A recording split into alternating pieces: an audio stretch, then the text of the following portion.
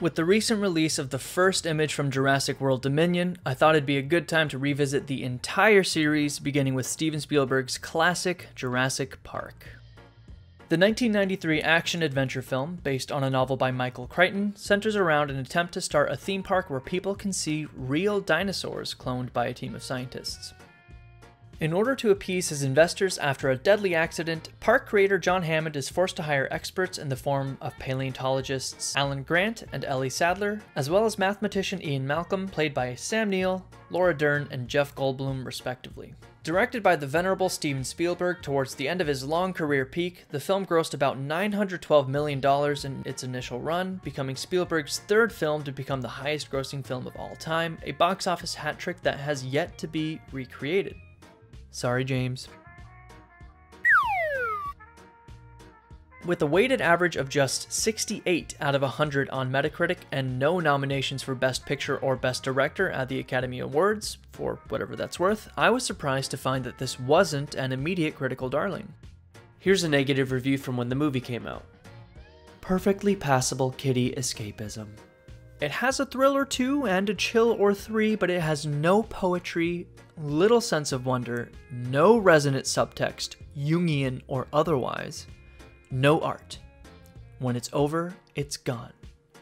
Extinct. Yeah, okay. Maybe he watched the other 1993 dinosaur film, Roger Corman's Carnosaur, which coincidentally starred Diane Ladd, Laura Dern's mom. Crazy. You know, I bet Carnosaur didn't have any Jungian subtext either. But maybe he's right.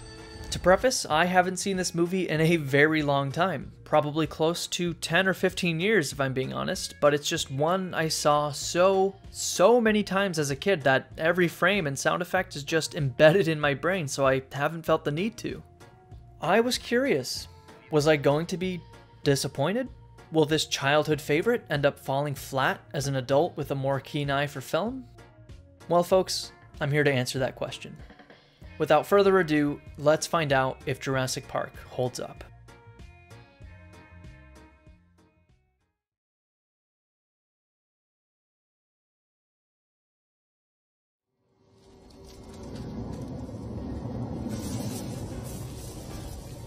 From the opening scene, I knew something was right. It kind of felt like curling up under a warm blanket. I gotta admit, the opening scene here is kinda cheesy, but it's handled with such confidence and care, and it's a great way to set up many aspects of the working of Jurassic Park that it's a solid scene. We learn just how dangerous these monsters are with the number of armed men, and how even with a half a dozen stun sticks zapping this beast, it still manages to kill the poor worker, setting up that things may not be as safe as the park's bubbly creator will eventually make it out to be. From then on, the movie moves from one enthralling scene to the next, perfectly capturing both the childlike wonderment of dinosaurs, as well as the dark corporate cynicism of such institutions. We are facing a $20 million lawsuit by the family of that worker, and you're telling me that Hammond can't even bother to see me? Once again, this is Spielberg at his very best, and I can say that at no point does the movie get boring or uninteresting. There's a lot of cleverness in the film, which I found fun, and it helped keep me engaged. The characters' reactions to things happening around them are well captured, going back to Spielberg's masterful abilities as a character director.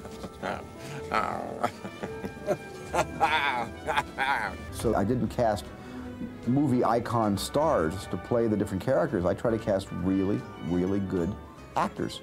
I personally appreciate the older style of framing shots like this, where the camera doesn't need to move around too much. Spielberg does it fairly often. We just get some solid, uninterrupted dialogue in a well-blocked shot. I was actually impressed by the child actors, namely the older sister, who gives an entirely believable performance, including her perfect reactions to the horrific stuff going on around her. Oh hey, look! Another contemporaneous review of Jurassic Park just appeared. Let's read it. There's more soul to be found in any Kong close-up than in this film's overplayed reactions, says Jonathan Rosenbaum in his scathing review, proving that he has never seen a real-life dinosaur before. I mean, like, what do you want, Jonathan? Like, what? The kids from Jurassic World? I mean, look at this kid here in this scene. There's a fucking velociraptor 5 feet away from him about to gleefully tear his face off, and he's looking at it like it's a dog who just ran up to him in a park, you know? The owner hasn't told you if he's friendly or not, but you're probably gonna be okay, right? And I'm really not trying to blame the kid here. This is 100% a directing issue where the strengths of someone with decades of experience and a proven track record of mastery in their craft like Spielberg are compared to the likes of Colin Trevorrow, who made like one goddamn indie rom-com before being given the helm of a $150 million Jurassic Park sequel. But I digress. Would Jurassic World have been better if Spielberg or someone of his caliber directed it? I mean, yeah, probably. Would it have affected its success at the box office? Yeah, probably not. See, nobody cares. But back to my point, just about every performance is great. Again, I know these are all great actors, but this is all Spielberg. You know, the only performance that isn't too believable is the younger kid, but it's not distracting and it's only really apparent when he's delivering lines. Do you really think that dinosaurs turn into birds? And that's where they all went? Now, I know you've all been on the edge of your seat wondering this. Do the visuals hold up? Well, it's a little complicated. From a cinematography perspective, the movie is pretty great. Shot by Dean Cundey, who shot the likes of John Carpenter's Halloween, Back to the Future, Garfield, Apollo 13, and of course, Jack and Jill, there's very little negative to say about the camera work. You know, they got a vet who could accurately represent Steven Spielberg's vision, and it paid off well. Compared to modern movies where things are shot kind of flatter, there are attempts at interesting camera work that subtly help keep you engaged with every frame. But the real meat of what people discuss is the CG. Audiences in 1993 were rightfully blown away, as special effects had never accomplished anything like what Jurassic Park did, not even close. As for whether the CG holds up today, well, it's in the middle. Something like the Brachiosaurus in close-up definitely looks dated. Like you can see the tracking here on Grant looks a bit off if you look closely. Things look much better when they show the dinosaurs further away, slightly out of focus. The T-Rex, on the other hand, you know, everyone talks about it like it's absolutely flawless, but I don't know, to me, to be quite honest, it looks kind of dated. I mean, there it is, the T-Rex. You know, I can see why in, like, 93 this would be considered groundbreaking, but, man, it's definitely showing its age. That part looked kind of good, I guess. Okay, in all seriousness, the T-Rex looks stunningly good, as, you know, everyone says. Like, could absolutely hold a candle to modern CG levels of good. This scene too is also incredibly tense and genuinely kind of scary. The movie sort of shifts into a horror slash monster movie as things break down, which is kind of interesting. Oh, Mr. Arnold.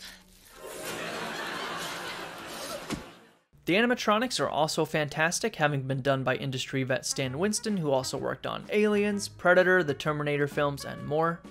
I mean, you don't necessarily buy that they're not animatronics, but they still look great and move really, really well. I love the transition here from animatronic to CG. The movie does very well to combine its effects to great effect. The movie also has solid characters who are all fleshed out fairly well. Everyone has their solid motivations, characters have arcs, you know. The movie also has a lot of clever touches, like when Grant has 2 female ends on his seatbelt on the plane. Yet still, he finds a way to make it work, as the female dinosaurs manage to produce eggs in the film. But my grandpa said all dinosaurs were girls. Did you notice that? Did you even know that? I bet you didn't. Why don't you go post this shocking revelation on r/movie details? I'm sure they'd love to hear about it. Gee, the lack of humility before nature that's being displayed here staggers me. With that said, the movie also has some interesting themes, like man's relationship with nature, as presented by Ian Malcolm. This is some species that was obliterated by deforestation or the building of a dam. Dinosaurs had their shot, and nature selected them for extinction. Even the hurricane that comes through ties into man not being able to control nature. About 75 miles west of us. Why didn't I build it all that up? I'll keep an eye on it. Maybe it'll swing south like the last one. There's also maybe something about corporate greed too. You know, Hammond is all like, spared no expense, yo, but there are clearly places where he cut corners. Not paying Dennis Nedry an appropriate salary, for instance, is what ends up causing the downfall of this park. Don't get cheap on me, Dodson. That was Hammond's mistake. If he had just done that one thing, things might have gone way different. I told you how many times we needed locking mechanisms on the vehicle doors. Hey, maybe you should also put that on r/movie detail. Oh. It's also mentioned early on that Hammond hates inspections. I had a promise to conduct a very thorough on-site inspection. Hammond hates inspections. They slow everything down. Further indicating his general lack of care outside of the park's front-facing aesthetics. He also does a lot of weird stuff, like not putting locks on his Jeeps and using poisonous plants as decoration, so he clearly didn't think about his patrons' safety. You have plants in this building that are poisonous. You pick them because they look good. I mean, the whole movie started because of the lack of safety precautions his company put in place got one of his staff killed. The underwriters feel that the accident has raised some very serious safety questions about the park. In a somewhat clever way, Hammond is kind of the real villain of the movie. His choices and actions are very directly the cause of everything that happens. It's cool stuff. The film also has some random feminist thematic stuff going on, which I found kind of interesting. All the dinosaurs being female is obvious, but there are lines like this. Man destroys God. Man creates dinosaurs. Dinosaurs eat man. Woman inherits the earth. Also, Hammond is kind of sexist here towards the end. It ought to be me really going. Why? Well, I'm and you're Look. Come on, let's go. We can discuss sexism and survival situations when I get back. But Ellie, our female lead, is self-sufficient, does some pretty badass stuff, and is not sexualized apart from being sexually harassed by Ian Malcolm. Dr. Sapper, I refuse to believe that you aren't familiar with the concept of attraction. Lex, Hammond's granddaughter, even saves the day with her, quote, hacking skills at the end. I don't think the film passes the Bechdel test for whatever that's worth, but I never noticed this feminist stuff as a kid, so I just thought it was interesting. I'd love to talk to you about the music, but I'm worried if I play more than half a second of any of its tracks, YouTube will ban me for life. So I'll just mention briefly that John Williams doesn't disappoint, and that the score, as well as the sound design in general, add a lot to what makes the movie work as well as it does.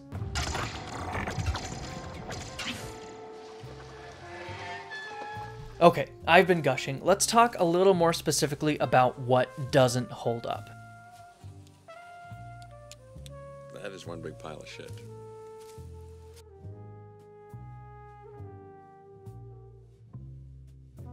Number one.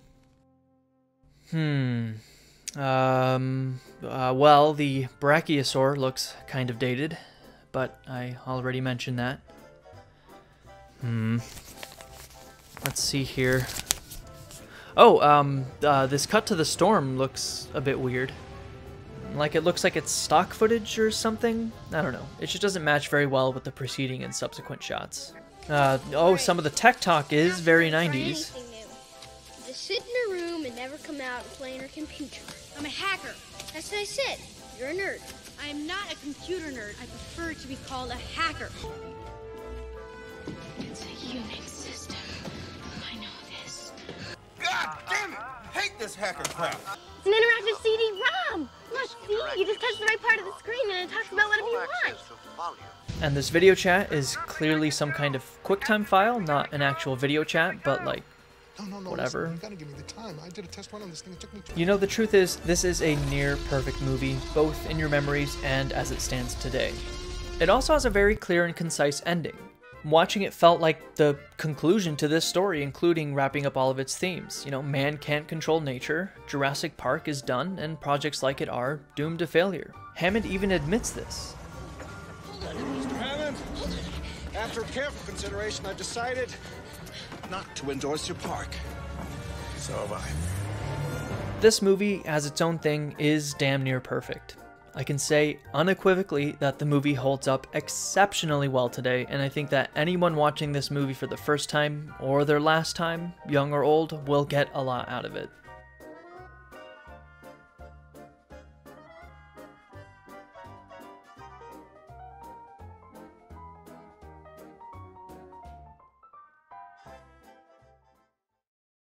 Now you're probably thinking that this conclusion was going to be obvious, but the truth is a lot of movies just don't hold up the way you might remember them, and that's what inspired me to start this project. Jurassic Park was a movie I hadn't seen in a very long time, so I was fully ready for it to at least somewhat underwhelm. It didn't, but we're going to explore so many movies and video games, so if you enjoyed this video, please subscribe and let me know in the comments what movie or video game you'd like me to do next. Thanks for watching.